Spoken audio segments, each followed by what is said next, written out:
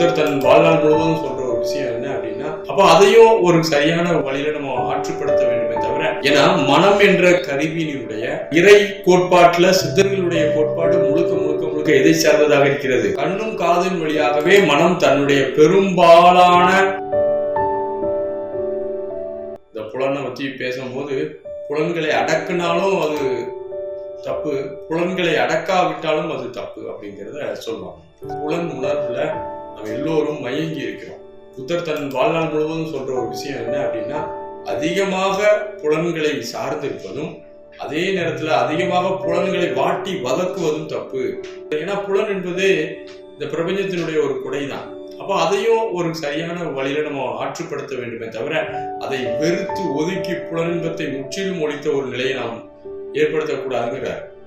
அப்ப நம்முடைய புலன்களை குறித்த ஒரு அறிவை நாம் பெற்றிருக்க வேண்டும். ஏன்னா மனம் என்ற கருவியினுடைய நுட்பமான தன்மையினுடைய முக்கியமான ஒரு டூல் 5 மாடு. மனம் அந்த புலன்களை எப்படி கையாளுகிறது? ஏன்னா அந்த புலன்கள் வழியாகவே இந்த உலகத்தை அறிகிறோம். நம்ம கண் இருக்க போய் தான் எல்லாத்தையும் பார்த்து உற்று அறிகிறோம். பெரும்பாலும் சித்தர்கள் கண்ணையே கடவுளாக சொல்லக்கூடியவர்கள். கண்களே அதுதான் அவர்களுடைய ஒரு கோட்பாடு.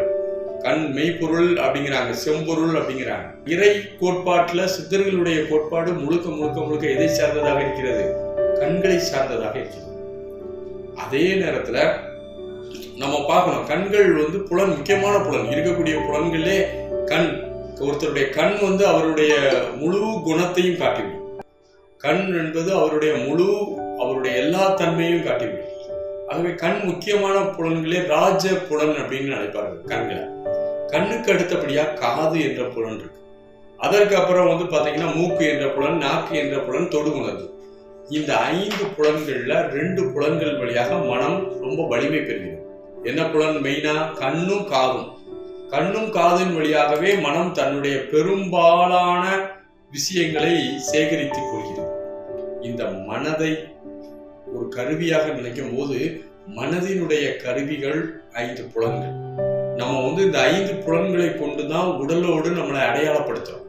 இந்த அடையாளங்கள் நீங்க நினைச்சுக்கிட்டீங்க, இந்த உடல் தான் நான் என்ற ஒரு கருதுகோள் வச்சிருக்கோம். இதை உடைக்கணும்.